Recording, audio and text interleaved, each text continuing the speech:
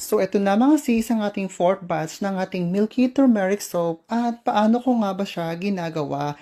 So, ito mga sis, share ko sa inyo. So, una, gagawa ko ng mixture ng ating fresh na gatas ng kambing at turmeric o yung luyang dilaw. So, ito yung ating first layer mga sis. At syempre, pagkatapos nito, isunod natin ang oat milk 100% at ang ating 100% honey. So, ayan ang ating second layer mga sis.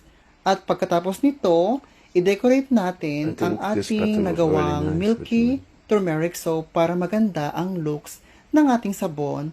So, ganyan lang mga sis ang ating gagawin. At syempre, pagkatapos niyan, maglagay tayo ng fresh na oats. O, ito yung oatmeal.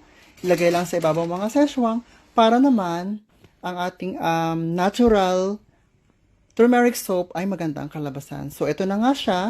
At i-cure na natin ito ng 72 hours. At after that, ay maghihiwa tayo ng ating milky turmeric soap. So, ito na siya mga sis after 72 hours. So, ikakat na natin ang ating milky turmeric soap. So, ito na ang ating first cut. At syempre, kung gusto nyo to mga sis, i-PM nyo lang ako para sa inyong milky turmeric soap orders.